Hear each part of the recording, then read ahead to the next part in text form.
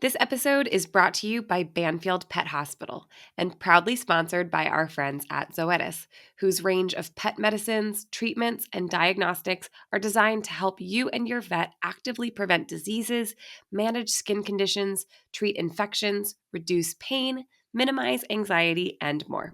Your call has been forwarded to an automatic voice message system. Hannah Shot. Is not available. At the tone, please record your message. Hi, Hannah. Devin from Baltimore calling. My shepherd mix Scout has dry, flaky skin and scratches after walks. Friends suggested oatmeal baths and supplements, but I don't want to make it worse.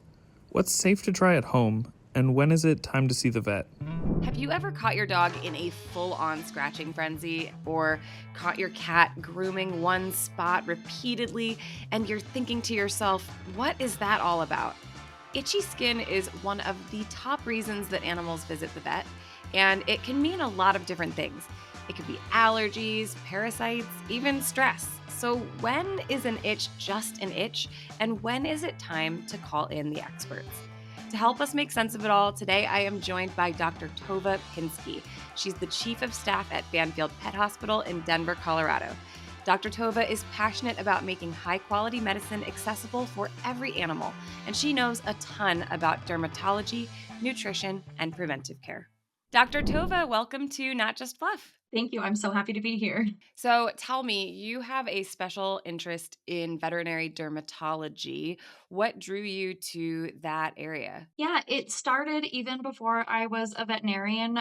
First and foremost, I am a pet lover. I'm an animal lover. I'm a pet owner, and the family dog that we had while I was in vet school had really bad chronic ear infections, and ear infections are painful. They're horrible. They're horrible, obviously, for our pets. They're horrible for us to watch. And our pet Jasper, he was also really naughty at the vet, so we had to sedate him, and it was a whole big deal every time he had an ear infection, and we couldn't figure out what the underlying cause was. And when I was going to vet school and I started my nutrition classes, we started learning about food allergies. And I came back home and I said, "Hey, mom and dad, I think Jasper might have a food allergy." And we switched his food and we put him on the diet that he needed, and he never got another ear infection again for the rest of his life. And he lived to 17 years old. Well, I'm excited to talk about itchiness with you because I think all of us who care about animals have experienced this. And like you say, it is so distressing when an animal is just scratching themselves and you're like, what is going on here? I wanted to start with a very simple question, which is just what is itchiness? Like when an animal is having an itch, what is the science behind that sensation that's so uncomfortable for them? Yeah, that's a great question. And the short answer is it's typically related to histamine release, which is a normal part of our immune system. But when we have itch, the immune system is acting not quite in the right way. And it can overreact to things that it shouldn't overreact to, which creates inflammation, histamine release, and releases that and causes that itch feeling. When a cat or dog is having an itch, how can you tell the difference between like a normal itch and when there's a red flag we should be concerned about? If we have hair loss, if they're scratching until they're bleeding, if there's red signs of infection, all of that is a major issue and has to be addressed. This is something that a lot of cats and dogs face, and I assume that they have different things that you're looking for. So let's start with dogs. From your experience, what are some of the top things that you're looking for if a dog comes in who is itchy? Yeah. The two main things that dogs are allergic to are either something in food or something in the environment. In saying that, I always like to rule out some of the easiest things first, which are flea allergies. Flea allergies are uncommon. Thankfully, we don't see a lot of fleas, but of course, if they are there or in the environment, that's the first thing to rule out because that's the easiest thing to address. Aw. And are there certain like breeds of dogs or sizes of dogs or even like lifestyle or age that seem to be more prone to these like itchy allergies? Labs tend to have environmental allergies, sometimes golden retrievers, but more so the Labrador retrievers. Poodles can also have environmental allergies. And then our really sweet, squishy faced breeds, our bulldogs, our French bulldogs, our pit bulls, they also have a higher predisposition to environmental allergies. And for cats, is it different? Do you see different causes, or what are the most common issues you see causing itchiness? They are different, and it's always important to remember that cats are not just small dogs. They are very, very different, and I know that you know that, caring for cats like you do. And so I would say that fleas are actually a bigger cause of allergies and itching in cats than they are in dogs. Not that it is the main cause for cats, but it definitely is more of a consideration in cats than it is in dogs. And then food allergies in cats, I would say, is the main trigger for a lot of kitties. Itchiness can be very seasonal, I think. I adopted a Chihuahua, my beloved dog Birdie, and I adopted her in the winter last year and didn't have any signs of itchiness. And then all of a sudden, come spring, she's like pink and scratching herself under her little legs and, on her ears. And I was like, what in the world is going on?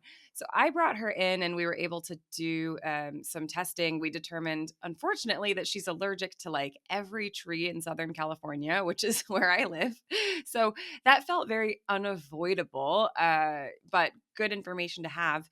What are some of the most common environmental allergens? In terms of allergens, I would say that it's primarily pollens, and then the changing of the seasons. As soon as spring comes and we have the bloom and the release of pollens, and that can be an issue. Fall can also be an issue when we're having falling of the leaves, the end stage of the flowering, and a lot more allergens in the air. And I always wonder because we have two chihuahuas and our other chihuahua totally unaffected by these things. So, what causes this to affect one dog but not the other dog? Are they born with that? Do they have some event that triggers the allergy? Like, why does that happen? Yeah, there definitely is a genetic component to it. And because allergies are so linked to a pet's immune system, there is also going to be an individual component to their allergies. In terms of a triggering event, it's not typically one single event, but as pets go through different seasons and become exposed to different allergens over time, they can become more allergic over time.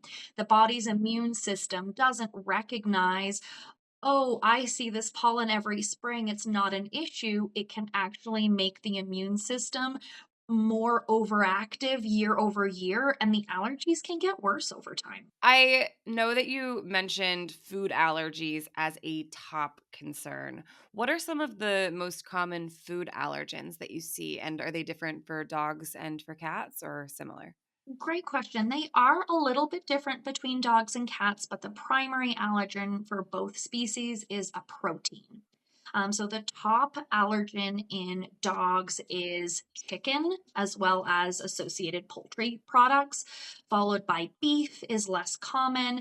And then we go down different proteins. Some pets can have allergies to grains, but that is far less common compared to protein allergies. And then allergies to something like fish is also uncommon. Hmm. And what is it about those proteins that affects these animals that have the food allergies? When the pet ingests those proteins, as they get absorbed through the GI tract, that triggers an allergic response in the pet. So it's actually really interesting. I would love to chat about hydrolyzed proteins. Can we get Yeah, into that for a please. moment? So, whenever I am exploring the potential for food allergies, we don't have any accurate blood tests, saliva tests, hair tests, anything like that. And so I don't want pet owners spending their money on that because those have not been shown to be valid. So the way we investigate for food allergies is through a diet trial where we feed the pet a very specific diet for usually about 12 weeks and see how the pet responds. And there are two options for feeding those diets. One of them is to find something in the non prescription area of the pet store, something that has, say, salmon as the only ingredient. The key there is salmon may be the first ingredient, but you have to look at the rest of the ingredient list to make sure that there aren't fillers with chicken and other things that could be allergens. So it makes it a little bit more difficult. The hydrolyzed protein diets are the make up the most of the prescription food allergy diets, and I like to explain it like Lego.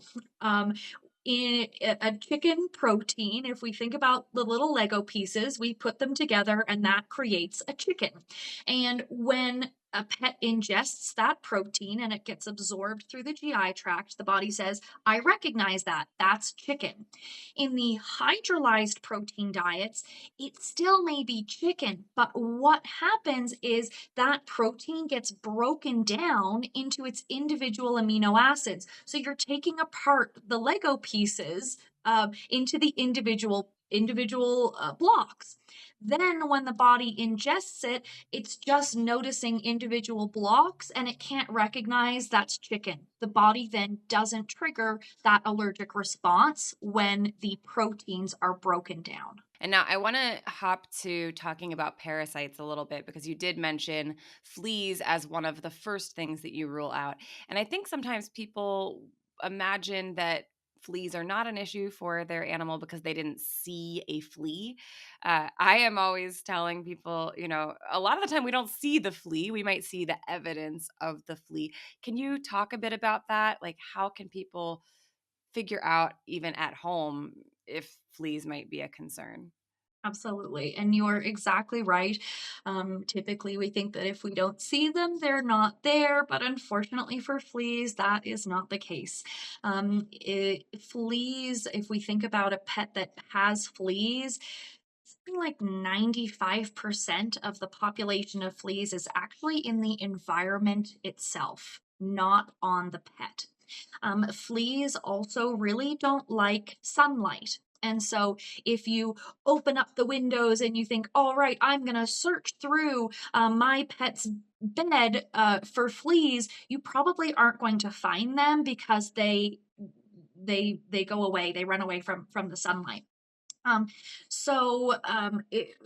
recommend that all pets be on a flea prevention medication just because it is such a difficult thing to experience. Even if your pet doesn't have a flea allergy, nobody wants fleas in their house. Like that is just not fun for anybody. So I recommend having all pets on flea protection so that we can just rule that out and not have to worry about it. I imagine there are other parasites that can cause itching as well. Can you talk about some of the other parasites or mites that exist in the environment that could be causing itching? Absolutely, yes, yeah. Ringworm sometimes can cause itching, and so it's always an important thing when pet owners come into the clinic with concerns for their pets is anybody else in the family having skin issues? Because that can be a really important piece of information. Um, and then there are two mites that pets commonly get, or not commonly, but two mite species that pets can get. One of them is called Demodex. The other one is called Sarcoptes scabiei, which we know best as scabies. And Demodex by itself does not typically cause itchiness, and that can be a normal finding in the skin. So there's a lot of consideration that goes into our lab testing and lab results in evaluating whether a mite is causing an issue. But Sarcoptes scabiei, or the scabies mite, is always an issue. And they are always really itchy. These pets are just 10 out of 10 on the itch scale. They can't sleep. They're tearing themselves to pieces. They often are bleeding. They've ripped out all of their hair. It's absolutely heartbreaking. And this can be transmitted to humans as well. So that's a major health concern for the entire family. I actually have a personal story about this. My introduction to sarcoptic mange was an unexpected one. Years and years ago, I was in Alabama, just like driving through a little rural area, and I found a dog with no fur at all. And she was in horrible condition, like really thin. I scooped her up right away, like put her in my arms, brought her to the vet immediately, and worked with her, and I was able to get her. It's a happy ending where she ended up getting all of her fur back, and she was glorious and chunky and happy and got a home. But it turned out that she had the diagnosis of sarcoptic mange, and I'll let you guess who else got that same diagnosis. So that was my introduction to zoonotic Um, skin conditions many, many years ago. And I think something good for rescuers to think about too is, some of these things can be zoonotic.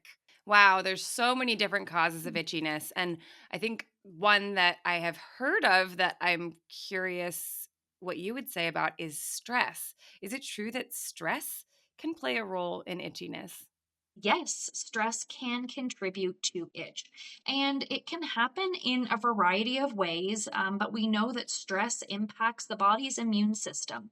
And so, if the immune system is impacted, it can then cause an increased risk of experiencing other allergic responses, increased predisposition to ringworm, things like that.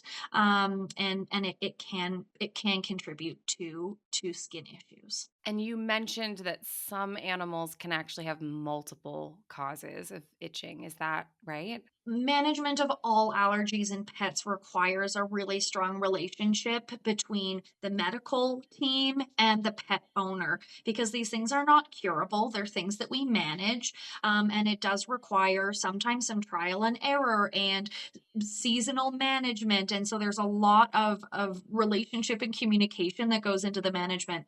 And if a pet does have multiple allergies, then that relationship is tenfold more important because we might go through the process of doing a diet trial and the family is really strict with the diet trial and we see some improvement but not full improvement. So then the question is, where do we go from there? Do we keep the pet on that diet and implement environmental allergy management? Or do we switch the diet to something else that we might think will support the skin barrier in a greater way?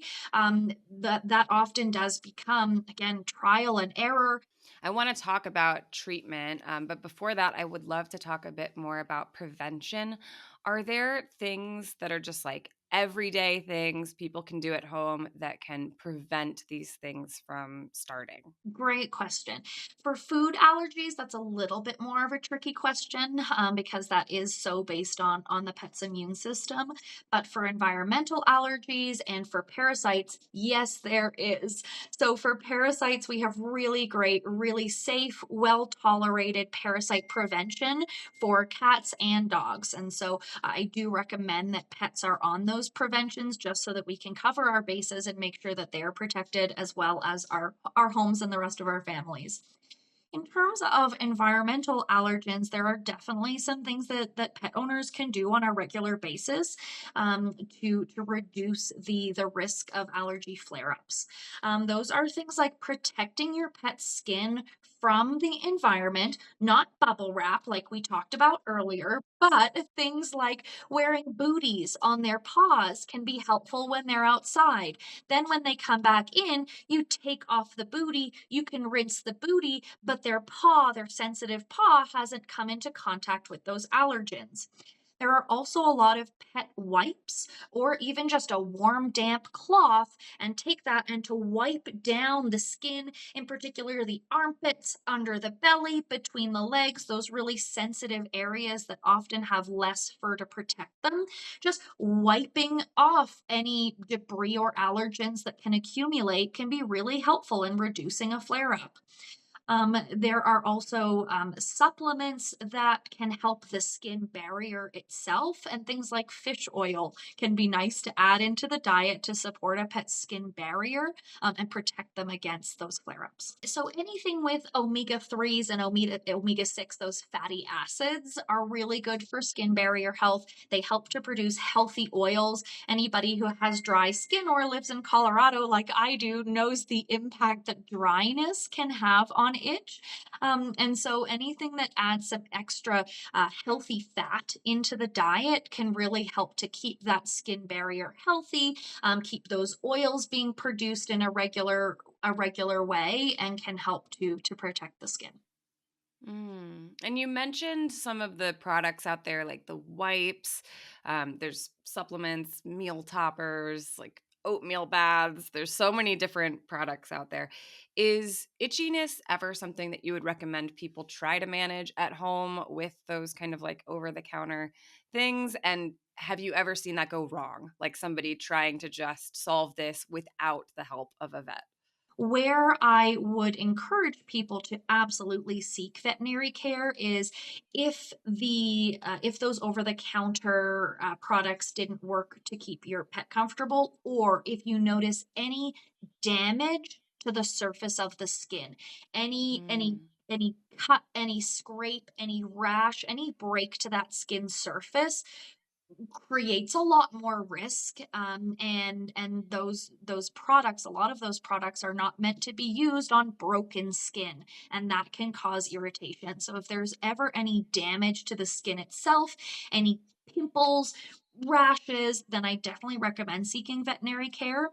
The other thing is ears. We mentioned that earlier, and ear infections can be really painful, and pets don't always show how uncomfortable they are. So, yes, we do have over the counter ear cleaners, and those can be really helpful to use. But if a pet owner ever has a question about ear irritation or ear infection, I strongly recommend coming in to seek veterinary care so that we can identify if it is the early stages of an infection and get treatment started quickly so that your pet isn't uncomfortable.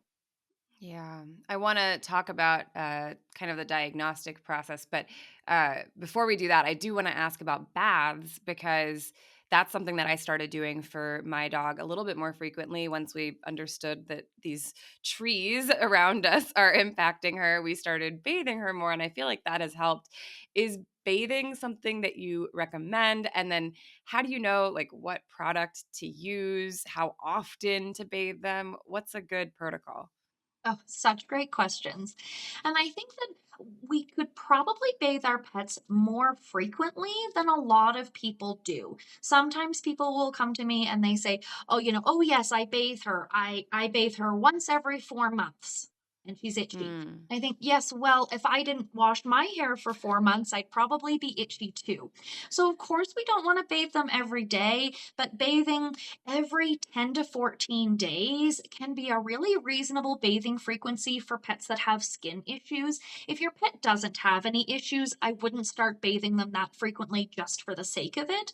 But for pets that do have skin irritation, again, not broken, irritated, or scratched skin, but just, the itchy, then bathing, again, every 10 to 14 days can be a way to help keep their skin healthy. In terms of products, again, we have over the counter oatmeal based sensitive skin products, and I think those are a good option. If those don't work, or if you have concerns about something more serious, as veterinarians, we have more antibacterial shampoos, antifungal shampoos that can penetrate a little bit deeper into some of those issues. But there are some really nice, gentle cleansing shampoos that can help. The other thing that I think is really helpful in between the baths are leave on conditioning products. I Hmm. only have a kitty right now, but even if I did have a dog, I, wouldn't want to be bathing him super regularly, especially for our big pets. I know that that can be an ordeal in itself. So I love the leave-on conditioning products. There's mousses, there's sprays. They smell good. It can really be a nice bonding experience with your pet. Massaging their fur and checking them all over for lumps and bumps and giving them a belly rub. Then they smell good to come cuddle with you, and it can be a really nice way to protect the skin in between the bathing without stripping too much of the body's natural oils. Okay. So let's say that a person has tried all these things, their cat or dog is still really uncomfortable, and they make that appointment with you. They come in. What do you do? Like, where do you start trying to investigate? Because I imagine that this feels like detective work with so many options for what the cause could be. Where do you start? When did it start? Is it seasonal?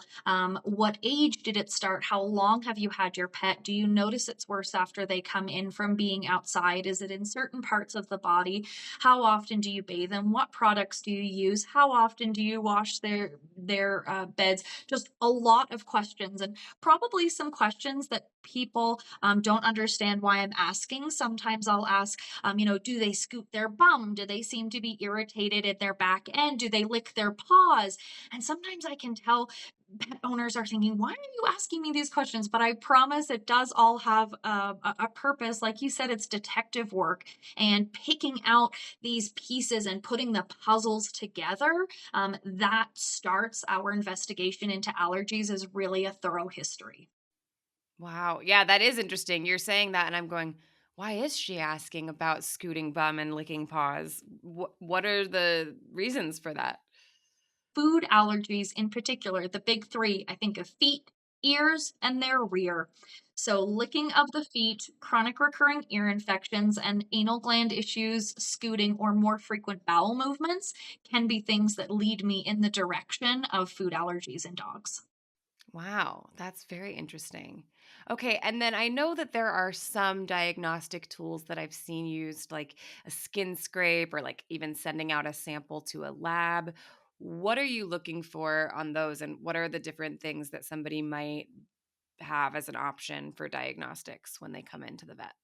Yeah, great question. Whenever there's a concern in the ears, we're always going to do an ear swab because we want to know, is there bacteria there? If so, what type of bacteria? Is there yeast there? Are there white blood cells? That's really important for treating ear infections. And then on the skin, it does depend a little bit how it presents. If there is a really like a sort of a seeping wound, then we can collect that discharge. Again, look at it under the microscope. We're looking for, is there bacteria? Is there yeast? Is there a combination of both? When we do skin scrapings, that's us looking for parasites. So I wonder if you can share a bit about some of the options that people might be given, whether it's like injectable medications, oral. I don't know if there are topical things that might be recommended. What's Yeah, great question. And there are a lot of different products out there. And one of the reasons that there are a lot of different products is because not one specific thing is going to work for every pet. So the fact that there are so many products out there should be a good reminder to pet parents that there are so many causes of itch and allergies that we have to try different things. And I tell people there's not a magic pill. Although some pet owners who have started that daily pill might argue with me that it is a magic pill because it's brought their pet so much relief, but it's not going to work perfectly for every single pet. So yes, there are monthly injections, there are pills, and there are different types of pills that pets can take. And the choice for those pills really depends on a pet's medical history, results of previous testing, and a conversation with the pet owner. Um, and then, yes, there are topicals, especially when pets have flare ups that are just located in one area. I'm thinking of our sweet little French bulldogs with their bellies so close to the ground and they get red on their belly and on their inner thighs. Then we might be able to reach for a topical spray, something to focus in that area without having to do systemic medication to spare some of those side effects and really focus in on the area of concern. So, we have a segment called Tales from the Clinic, and I would love to hear a story from you about a time that an itchy animal came to you and you were able to help them and see an outcome that stuck with you. Absolutely. So there is a case that stuck with me, and this really reminded me about going back to the basics and starting from the beginning. And I often see pets that have had allergies, have gone through different problems, and when they come to see me, I say, "Hey, we are going to start from the beginning. And I know that you've been through some of these things already, but this is what we've got to do." So there was a beautiful big Saint Bernard named Lily at one of my clinics, and she was a big girl. She had a lot of hair. She had a lot of personality, and she was really itchy. And the owners had tried different shampoos and the monthly injections and the pills and all sorts of stuff, and we weren't getting the results that we needed. And I said, "Hey, I'm so glad you're here to see me. We're gonna take it back to step one." And we did the skin scrape, and Lily actually had sarcoptic mites. Oh, And we were able to get her treated, and that was curable. And that was just an that's amazing opportunity to be able again to go back to the basics, to take it one step at a time, and to never jump ahead or try to make things more complicated than they need to be. We're trying to put the pieces of the puzzle together, but we were able to get her comfortable. And for such a big dog with that much hair and that much personality, it was a really great outcome to get her feeling comfortable. Dr. Tova, this has been such an interesting conversation, and I've learned a lot. I'm wondering if there's one takeaway that you hope people will leave with today. What is it? Absolutely. I have also had a great time, and allergies are unfortunately fairly common in our pets. And so I love being able to have this conversation. What I would really want people to know is that there are many causes of allergies. It's not something we can cure, it can be frustrating to work through. And so it's really important to find a veterinarian and a medical team that you feel comfortable working with, being able to have those open conversations, ask questions, and really partner with your medical team. Because again, it's something that does take time to work through and requires trust.